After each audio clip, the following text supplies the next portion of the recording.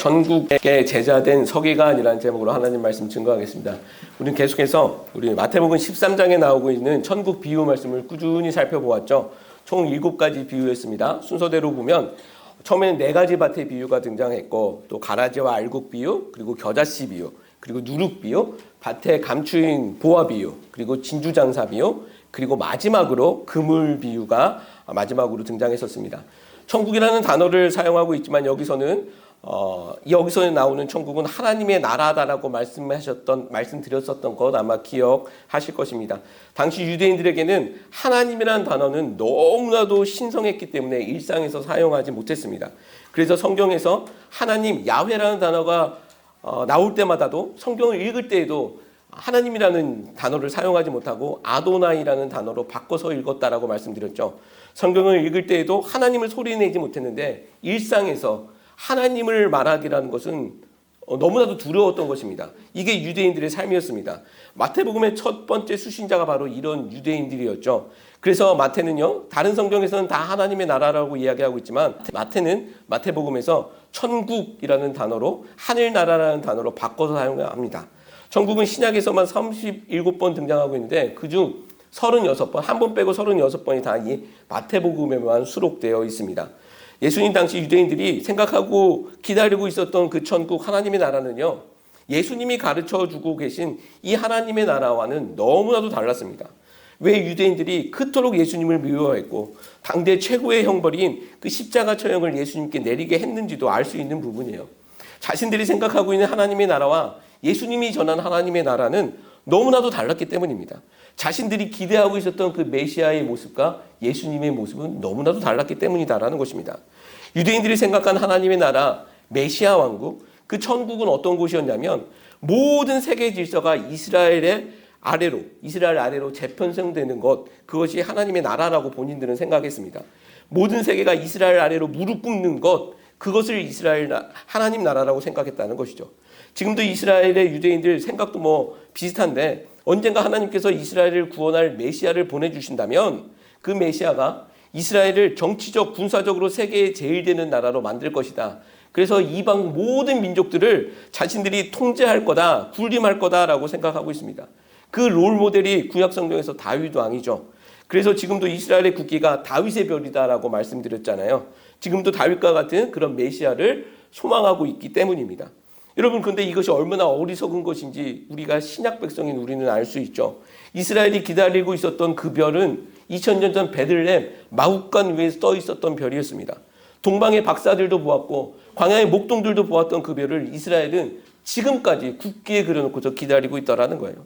말씀드렸죠? 그들이 생각하는 하나님의 나라는요, 유대인의 나라예요. 정확히 말하면 성경에서 말하는 하나님의 나라가 아니고 유대인의 나라예요. 유대인이 이방인을 다스리는 나라이죠. 그들의 태도를 보면 지금도 우리가 대충 짐작해 볼 수 있을 것 같습니다.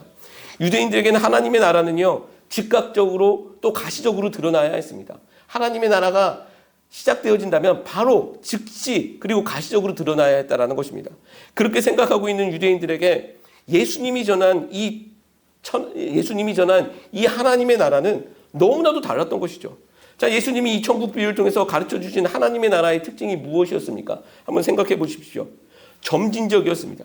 조금씩 확장되어진다라는 것입니다. 마치 씨 뿌리는 비유처럼 식물이 점점점 느리게 자라난다라는 것이죠. 또 은닉성이라는 특징이 있었습니다. 비가시적인 특징이 있다라는 것입니다. 누룩 비유처럼 보이지 않는다라는 거예요. 하나님의 나라는 보이지 않게 성장한다라는 것입니다. 그런데 확실한 것은 무엇이었습니까?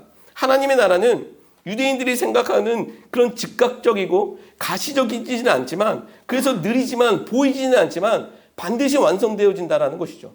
그리고 마지막 날에는 의인과 악인이 구별되어진다라는 것, 그것이 예수님이 전한 천국입니다. 하나님의 나라입니다. 마지막 때에 심판이 있다라는 것이죠. 누구 말이 맞는지 그때 밝혀진다라는 것입니다. 여러분, 정말 소망합니다. 그 마지막 날 여기 계신 우리 모두가 그 의인의 자리에 서게 되기를 예수 그리스도의 이름으로 축복합니다.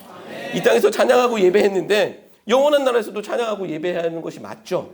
그 자리에서 꼭 우리 다 만나시길 바랍니다.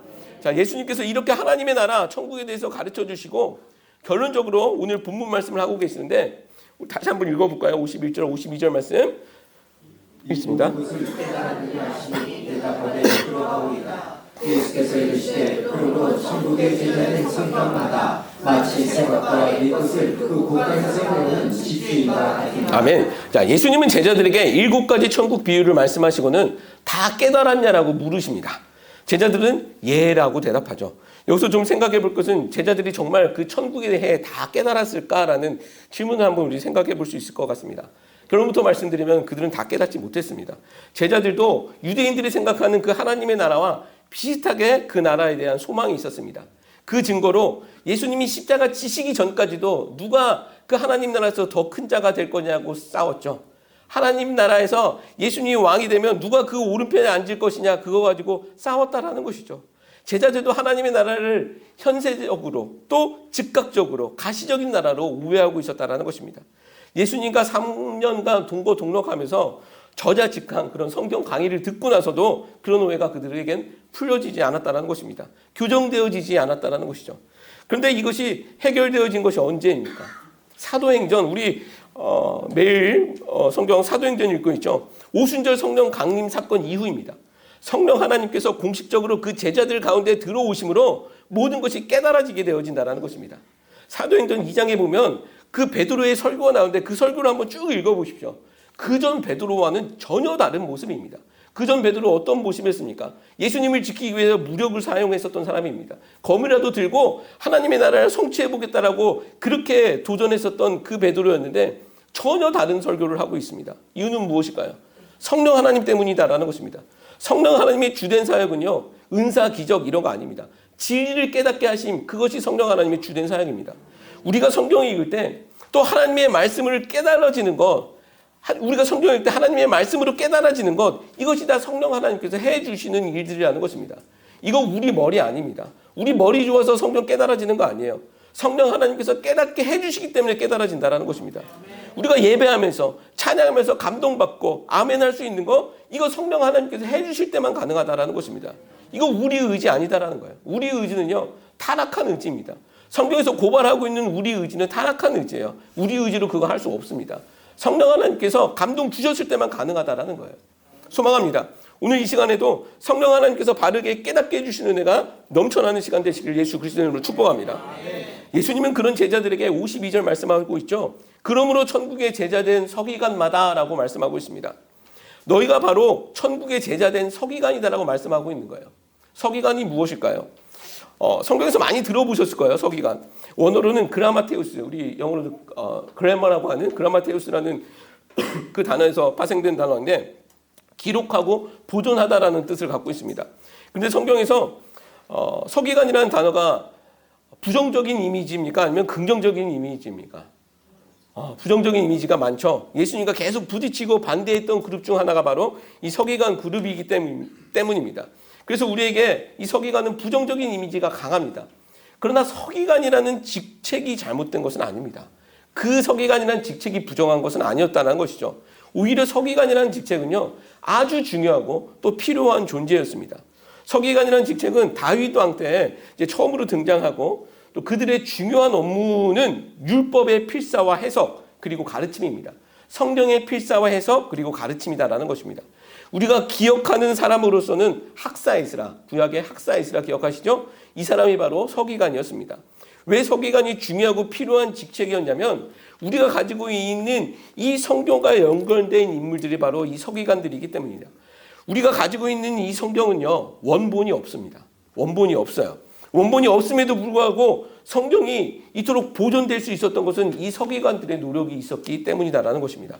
구약 시대에는 인쇄술 이런 것 자체가 없었습니다. 오직 사람의 필사로만 그 책들이 또 기록이 전수되었죠. 성경도 마찬가지입니다.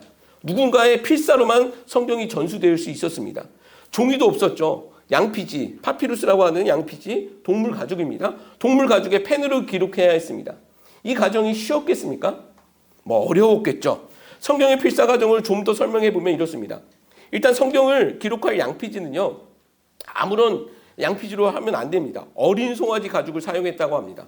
어른 소의 가죽은 두꺼워서 일단 보존하기가 어려웠다고 합니다. 그래서 좋은 양질의 비싼 가죽은 어린 송아지 가죽이었다고 합니다. 근데 또 성경을 기록해야 할 이 송아지는 도살되지 않아야 하는 조건이 있습니다. 피 흘리는 송아지는 성경의 양피지로 사용할 수 없었다라는 겁니다. 사람이나 다른 짐승에 의해 피 흘려 죽은 짐승은 부정하다는 생각이 그들 가운데 있었기 때문입니다. 병이 들어 죽은 것도 안 됩니다. 그렇다면 즉 스스로 자연사한 어린 송아지 가죽만 사용할 수 있었다라는 거죠. 여러분 생각해 보십시오. 병 들어 죽는 것도 아니고 도살되지도 않는 어린 송아지 찾기가 쉬웠겠습니까? 어려웠겠죠. 그만큼 아주 귀했다라는 것이죠. 그렇게 귀한 양피지에 성경을 쓰기 시작하는 것입니다. 쓰다가 하나님이라는 이름이 나오면 필사하던 서기관과 보조 서기관, 필사하는 서기관이 한 명 있으면 두 명의 보조 서기관이 붙었었다고 하는데 그 서기관들은 모욕을 해야 했습니다. 또 그리고 나서 하나님의 이름을 다시 쓰게 됩니다. 그리고 그 붓은 하나님의 이름 한번 쓰고 나서 그 붓은 잘라버립니다. 그리고 태워버리죠. 혹시나 하나님의 거룩한 이름을 쓴 붓으로 부정된 다른 단어를 쓸까봐 글씨를 틀릴까봐 그것을 잘라서 불태워버립니다. 구약에서만 하나님 여호와 야훼 엘로힘이라는 단어가 9373번 등장한다고 하거든요. 그러면 적어도 필사자는 이 구약을 완성하기 위해 적어도 9373번의 모욕을 해야 하는 것입니다. 그리고 9373번의 붓을 꺾고 부러뜨리고 태워야 했다라는 것이죠. 그것이 적어도입니다. 왜 적어도인 줄 아십니까? 왜냐하면 쓰다가 틀리면 지금처럼 쉽게 지울 수 있는 게 아니잖아요. 특히 하나님의 이름을 틀리면 양피지 전체를 다 갈아버려야 했다라는 거예요. 그렇기 때문에 적어도예요. 적어도 그만한 노력이 그 가운데 들었다라는 것이죠. 하나님의 이름을 지울 수 없으니 그런 일들을 한 것입니다. 이렇게 구약 성경이 기록되기 위해서는 이런 노력으로 꼬박 3년이 걸렸다고 하죠. 이 모든 게 서기관들의 노력과 열심이 있었기 때문에 가능한 것들이었던 것입니다. 이렇게 열심히 있었기에 성경에 원본이 없음에도 불구하고 사본끼리 오류가 없었던 것이에요. 그만한 열심이 있었기 때문에 오류 없이 사본이 존재할 수 있다는 것입니다. 그래서 우리가 오늘날 성경을 성서가 아닌 그냥 책이 아닌 경으로 받아들이고 우리 신앙의 표준으로 믿을 수 있게 되어졌다는 것이죠. 이렇게 서기관들의 노력이 있었기에 우리에게 성경이 보존될 수 있었다는 것이죠. 서기관들이 없었다면 오늘날 우리에게 이런 성경은 우리에게 이렇게 쉽게 우리에게 다가올 수 없게 되었다는 거죠. 자, 그렇다면 이렇게 귀한 일들을 감당한 서기관들이 예수님 당시에는 왜 예수님과 그렇게 계속해서 부딪혔던 것일까요? 이건 생각해 볼 수 있겠죠. 예수님 당시의 서기관들은 율법 교사 또는 랍비라고 했습니다. 성경에 나오고 있는 율법 교사가 바로 서기관들이에요. 예수님은 그들은 아주 호되게 질책하시죠. 마태복음 23장 말씀 보면 화이스 찐저 서기관과 바리새인들아라고 7번 외치면서 예수님이 그 23장 전체를 다 그 서기관들과 바리새인들의 위선을 폭로하는 일에 다 활애를 하십니다. 마태복음 13장의 천국 비유도 7개였잖아요. 마태복음의 1차 독자들이 유대인들이라고 말씀드렸죠. 유대인들에게는 이 7이라는 숫자가 완전한 하나님의 숫자였습니다. 그런 의미를 갖고 있었습니다. 우리가 7일 창조 생각하면 됩니다. 그래서 이 천국 비유도 7번을 하신 건 의미가 있는 것이고 또 책망도 7번 연속으로 했다라는 것은 의미가 있는 것입니다. 완전하게 책망했다라는 거예요. 예수님 당시에는 서기관들 대부분이 바리새인들 중에서 발탁된 사람들이 바로 서기관들이 되었습니다. 누구보다도 율법에 열심히 있었고 하나님 말씀에 해박한 사람들이었습니다. 그래서 사람들에게 많은 존경도 받았던 사람들이죠. 그러나 예수님께서는 행동이나 겉모습이 아닌 그들의 속마음을 들여다보고 계신 것입니다. 그리고 그들의 그 마음 가운데는 위선이 가득하다라고 말씀하시고 폭로하고 계시는 것이죠. 우리도 그럴 수 있죠. 겉으로는 거룩한 척 보이지만 우리 속마음에는 얼마나 지저분한 것들이 많냐라는 거예요. 예수님께서는 그것을 보시고 폭로하고 있는 것입니다. 겉으로는 거룩해 보이지만 그 안에 더러움이 가득하다라는 것입니다. 회치한 무덤, 겉은 깨끗한데 속은 사망, 썩은 내 나는 무덤이다라는 거예요. 그렇게 그들의 실체를 폭로해 버리신 것입니다. 이런 사람들이 예수님을 어떻게 받아들일 수 있겠습니까? 적어도 자기들보단 더 해박하고 더 거룩해 보이고 더 열심히 있어 보이는 사람이 메시아의 자리에 올라야 되는데 갈릴리 시골 지역 그 목수의 아들이 하나님의 나라에 대해서 선포하고 있고 그것도 자기들이 믿고 있는 하나님의 나라가 아닌 그 희한한 하나님의 나라에 대해서 선포하고 있고 하나님이 자기 아버지라고 하니 그들의 시기심이 그것을 가만두겠냐라는 거예요. 빨리 없애버리는 것이 그들에게는 맞았었던 선택이게 되어지는 것이죠. 자, 다시 본문으로 가서 예수님은요, 천국 비유를 깨달았다는 제자들에게 저들처럼 율법의 제자된 서기관이 아닌 천국의 제자된 서기관이 되어야 한다고 말씀하고 계시는 거예요. 저들 율법의 제자된 서기관이 아닌 너희는 천국의 제자된 서기관이 되라고 말씀하고 있다는 것입니다. 이것이 무슨 말씀이냐면 너희가 천국에 대해 하나님의 나라에 대해 바로 깨닫고 배웠다라면, 너희들이 정말 깨달았다면, 바로 배웠다면 저들이 율법을 지켜낸 것처럼, 성경을 지켜낸 것처럼 너희도 하나님의 나라를, 천국 복음을 지켜내야 하는 사명이 너희 가운데 있다는 거예요. 이것은 서기관의 긍정적인 역할이죠. 저들이 그랬던 것처럼 너희도 그 천국 복음을 지켜내야 하는 사명이 있다는 것입니다. 저는 오늘 이 말씀이 오늘 우리에게도 증거가 되어지기를 소망합니다. 우리에게 천국 복음이 있으십니까? 우리가 하나님 나라 백성인지 믿겨지십니까? 그렇다면 우리가 천국의 서기관이 되어 이 세상 나라에서 그 말씀과 나라를 지켜내는 열심이 가득하기를 소망합니다.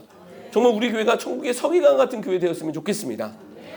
그러기 위해서는 우리에게 필요한 것은 무엇일까요? 바른 말씀에 대한 집념이 필요하다는 것입니다. 말씀에 대한 집념입니다. 바른 말씀에 대한 고집이 필요한 것입니다. 왜냐하면 결국 말씀이 승리하기 때문입니다. 매일 성경, 우리 금요일 본문이었던가요? 말씀을 전하던 제자들이 감옥에 갇혔을 때 천사들이 그들을 풀어주면서 무엇이라고 얘기했습니까? 가서 생명의 말씀을 전하라라고 말씀하시잖아요. 생명의 말씀. 그때 베드로에게는요, 엄청난 기적 사건들이 베풀어졌습니다. 어느 정도였냐면 사도행전 5장 말씀, 바로 그 전 사건 말씀을 보면 환자들이 베드로의 그림자라도 덮일까봐 길가에 누워 있었다라고 하잖아요. 혹시 베드로가 지나갈 때 그 그림자라도 덮일까봐, 그러면 나을까봐 그렇게 길가에 누워 있을 정도였다라고 합니다. 그런 기적들이 많이 일어나고 있을 때입니다. 그런 일 있고 난 후 그들이 바로 감옥에 갇힌 거예요. 그런데 천사가 하는 말은 가서 그런 기적 베풀어, 가서 병자 고쳐, 그것이 아니라 생명의 말씀을 전하라라는 것이죠. 생명의 말씀 전하라. 의미가 있는 거죠. 우리가 다른 거, 큰 거, 다른 거 크게 관심 가지실 필요 없습니다. 여러분, 사람을 영원히 살리는 것은 말씀뿐인 줄 믿습니다. 예수님이 십자가에서 죽으시고 부활하심으로 우리의 주와 그리스도가 되셨고, 그것을 믿는 우리가 하나님 나라 백성이 되었다는 것, 그리고 하나님께서는 그런 우리를 통해 하나님의 나라를 확장하시기를 원하신다는 사실을 증거할 수 있는 저와 여러분 되시기를 예수 그리스도로 축복합니다. 그것이 천국의 제사장 된 서기관의 모습이다라는 것입니다. 예수님은 계속해서 말씀하시면서 집주인과 또 비교를 하고 계시는데, 집주인이 새 것과 옛 것을 꺼내온다라고 말씀하고 있잖아요. 새 것과 옛 것이라는 것은 무엇일까요? 서기관이라는 그 직책을 통해서 생각해 볼 수 있는 것, 유추해 볼 수 있는 것은, 새 것이라는 것은 신약에서의 복음이고 옛 것은 구약에서 율법이라고 생각하면 됩니다.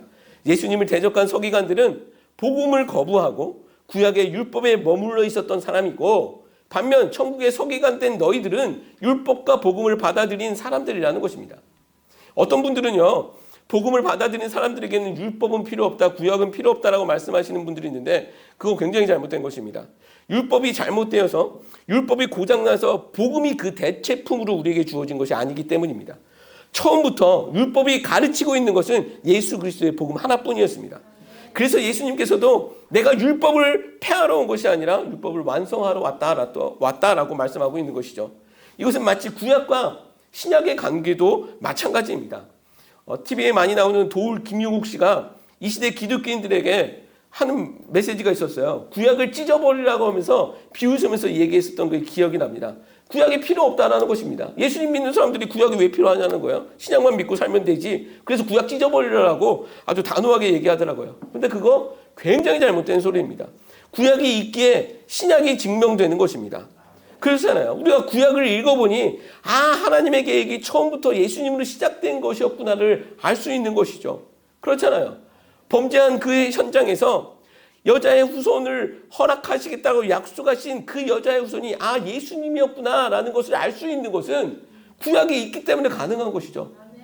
우리 그 수치를 짐승의 가죽옷으로 가려주는 것, 이 짐승의 가죽옷이 예수님의 그 어린 양의 대속의 죽음을 가리키고 있는 것이구나라는 걸 알 수 있는 건 다 구약이 있기 때문에 가능하다라는 것입니다.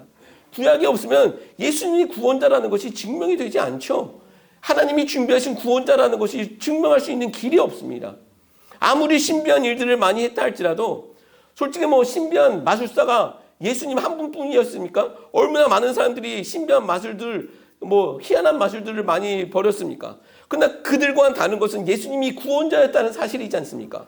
또 그의 죽음이 로마 제국을 반대하는 한 혁명가의 죽음이 아닌 로마 제국 당시에 십자가에 처형당한 사람이 한둘이었겠어요?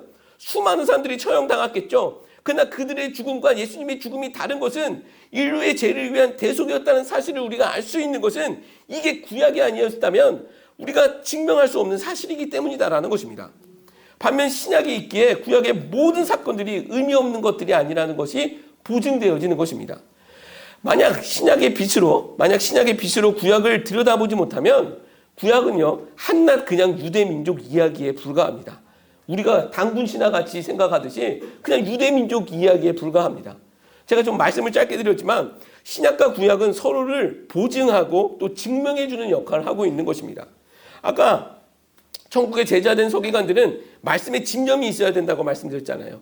우리는 율법과 복음, 구약과 신약이 따로따로 되어 독립된 것이 아니라 구속사라는 그 한 선으로 이어진 하나님의 생명의 말씀이라는 것을 정확히 알아야 하는 것이고 또 그것을 증거할 수 있는 사람이 되어야 한다는 거예요. 그 정도 수준에까지 올라야 된다는 것입니다. 그것이 예수님이 우리에게 요구하시는 부분이에요. 이것은 우리 모두가 신학을 공부해야 된다는 그런 말씀은 아니에요. 말씀에 대한 열정이 있어야 된다는 것입니다. 바른 말씀에 대한 열정이 있어야 된다는 거죠. 저는 우리가 교회 모든 성도님들에게 이 바른 말씀에 대한 열정이 넘쳐나기를 예수 그리스도로 축복합니다. 여러분 이게 정말 이 마지막 시대의 살 길입니다. 52절 말씀 보면 예수께서 이르시되 그러므로 천국의 제자된 서기관마다 마치 새 것과 옛 것을 그 곳간에서 내오는 집주인과 같으니라 라고 말씀하고 있죠. 52절 말씀을 다시 보면 예수님께서 천국의 제자된 서기관마다 새 것과 옛 것을 그 곳간에서 내어오는 집주인 같다라고 말씀하고 있는 거예요. 여기서 곳간은요 헬라어 원어로 보면 그냥 물건 쌓아두는 그런 창고가 아닙니다. 보물을 보관하는 보물창고예요. 누구 보물창고에 여기 있습니까? 남의 보물창고입니까? 아니죠. 자기 보물창고이죠. 자기 보물창고에서 보물을 끄집어내오는 집주인 같다라는 것입니다. 여러분 예수님의 이 말씀을 한번 생각해 보십시오. 예수님이 말씀하시는 이 집주인의 모습을 한번 그려보십시오. 자기 그 보물상자에서 보물창고에서 보물을 꺼내오는데 여러분 인색한 모습일까요? 기쁜 모습일까요? 예수님이 생각하신 그 집주인 말입니다. 기쁜 모습이겠죠. 당연히 기쁜 모습이었을 것입니다. 자, 그러면 아까 우리가 천국의 제자된 서기관이 우리가 되어야 된다고 말씀드렸죠. 그렇죠? 그러면 이 집주인도 우리가 되어야 하는 줄 믿습니다. 내가 내 보물창고에서 내 보물을 내어주는데 우리가 인색해야 할까요? 기뻐해야 할까요? 이게 남 이야기는 되게 쉬운데 내 이야기로 적용해보면 내 보물창고에서 보물 꺼내올 때 이 기뻐해야 한다는 것도 그렇게 쉽지만은 아니죠. 근데 이거는요. 헌금 많이 하는 소리 아닙니다. 이 구절로 헌금 설교하시는 분들이 있는데 그것도 잘못된 거예요. 예수님이 우리에게 있는 보물, 원하시는 것이 있다면 우리에게 원하시고 있는 보물이 있다면 여러분 그것이 무엇이겠습니까? 겨우 헌금이겠습니까? 아니죠. 지금 문맥상 새 것과 옛 것이 무엇이라고 말씀드렸죠? 율법과 복음, 구약과 신약, 생명된 말씀이라고 했잖아요. 본문에서 예수님이 말씀하시는 거잖아요. 7가지 천국 비유를 말씀하셔놓고서 제자들에게 깨달았어? 예. 그렇다면 너희가 천국의 제자된 서기관 돼. 그 서기관은 자기 곳간에서 새 것과 옛 것을 가져오는 집주인과 같아. 이거 한번 문맥으로 보십시오. 너희가 천국 하나님의 나라를 깨달았어? 그러면 너희만 소유하지 말고 그 보물을 나눠주는 집주인과 같이 그 보물을 나눠주라는 것입니다. 이 보물은 천국 복음이다라는 거예요. 여러분 천국이 실제가 되십니까? 아멘. 하나님의 나라가 실제가 된다면 그렇다면 여러분 천국보다 우리에게 더 귀한 보물이 어디 있습니까? 그렇잖아요. 천국보다 우리에게 더 귀한 보물이 어디 있냐라는 거예요. 영원한 생명을 맡길 수 있는 그 천국이 우리에게 가장 귀한 보배가 되는 거잖아요. 그 보배를 끄집어내어서 사람들에게 나눠주라는 거예요. 기쁨으로 나눠주라고 말씀하고 있다는 것입니다. 여러분 이 말씀도 정말 우리에게 실제가 되었으면 좋겠습니다. 나를 위해 준비하는 가장 귀한 보물이 있다면 그게 천국 보물이 되어야 되는 것이 맞는 것이고요. 1차적으로 우리에게 맞는 것이고요. 내 자녀를 위해서 또 내 사랑하는 사람을 위해서 준비해 주어야 할 것이 있다면 다른 그 무엇보다도 천국 복음이 되어야 할 줄 믿습니다. 자, 여기서 하인이 아니라 또 집주인이다라고 말씀하고 있잖아요. 이것도 하나님의 예수님의 놀라운 그 말씀에 의미가 있다고 생각을 합니다. 집주인이라는 것은 내 거다라는 거예요. 하인은요, 내 거 나눠주는 거 아니잖아요. 그렇죠? 하인은 내 거가 아닌 주인 거, 남의 걸로 심부름하는 거예요. 집주인, 그러나 집주인이라는 것은 내 걸로, 내가 소유한 천국 보물로 기쁨을 나누라는 거예요. 다른 사람 거가 아닌 네가 가진 그 천국 보물로 사람들을 나누어주라는 거예요. 다른 사람의 예수 그리스도가 아닌 네 예수 그리스도를 나눠주라. 다른 사람의 생명이 아닌 네 생명의 예수 그리스도를 나눠주라고 말씀하고 계시다라는 것입니다. 여러분, 내가 소유한 것으로 다른 죽어가는 사람들을 살릴 수만 있다면 그만큼 기쁜 일이 어디 있겠습니까? 이게 예수님의 마음 아니었을까요? 이게 하나님의 마음 아니었겠습니까? 하나님이 이 땅의 주인이셨고 온 땅의 왕이셨지만 우리에게 무엇을 요구한 것이 아니라 그 무엇보다도 귀한 자신의 아들 예수 그리스도의 생명을 우리에게 나눠주셨습니다. 집주인처럼 나눠주신 거예요. 그리고 그것을 기뻐 여겨주셨다는 것입니다. 그렇게 우리가 천국을 소유하게 되었다라는 것이죠. 하나님은 그것을 기뻐하고 이것도 우리의 기쁨이 되어야 하는 줄 믿습니다. 그리고 이게 복음이다라는 것이죠. 정말 소망합니다. 저와 우리 모두 한 분 빠짐없이, 한 분 빠짐없이 내가 소유한 그 천국 복음을 나누어주는 그 주인의 기쁨에 동참할 수 있는 우리 모두가 되시기를 예수 그리스도의 이름으로 축복합니다. 말씀을 정리하겠습니다. 천국의 제자된 서기관이라는 제목으로 하나님 말씀 증거했습니다. 서기관이 부정적인 것만이 아니라고 말씀드렸죠. 서기관들이 그 말씀에 열정이 있었던 것처럼 우리 모두가 천국의 서기관들이 되어서 하나님의 나라에 대해, 천국에 대해 열정을 쏟아낼 수 있는 우리 모두가 되기를 소망합니다. 또한 보물창고에서 자신의 보물을 대접하는 집주인과 같이 우리가 가진 그 가장 값진 그 천국 복음을 대접할 수 있는, 기쁨으로 대접할 수 있는 성도들이 되기를 소망합니다. 오늘 말씀을 묵상하면서 베드로 사도의 이 말씀이 제 마음을 계속해서 묵상케 했습니다. 어떤 말씀이냐면 베드로전서 우리 3장 15절 16절 말씀입니다. 한번 읽어보겠습니다. 너희 속에 있는 소망에 관한 이유를 묻는 자에게는 대답할 것을 항상 준비하되 오기와 두려워하고 선한 양심을 가지라. 아멘. 너희 속에 있는 그 소망에 관한 이유를 묻는 자들에게 대답할 것을 항상 준비하되 온유와 두려움을 하고 선한 양심을 가지라. 여러분, 우리는 지난번 말씀처럼 이 땅에 살고 있지만 저 땅에 소망을 두고 사는 사람들이에요. 그렇잖아요. 우리가 발딛고 있는 이 땅에 소망을 두고 사는 것이 아니라 하나님 나라에 대해 소망을 두고 사는 사람이잖아요. 누가 우리에게 그 소망에 관한 이유를 묻는다면, 네가 그 하나님의 나라에 대한 소망을 갖고 왜 살아가고 있느냐고 묻는다면 대답할 것을 항상 준비하고 있는 우리들이 되었으면 좋겠습니다. 온유와 두려움으로, 경외함으로, 사람 앞에서는 온유하고 겸손하시고 하나님 앞에서는 경외함으로 그 선한 양심을 가지고 살아갈 수 있는 우리 모두가 되시기를 예수 그리스도의 이름으로 축복합니다. 아멘. 예수님이 전한 천국은요, 그렇게 우리를 통해서 확장되어진다는 것입니다. 하나님의 나라를 확장해져가는 그 귀한 도구로 사용되어지는 귀한 우리가 교회의 모든 권속들 되시기를 예수 그리스도의 이름으로 축복합니다. 아멘.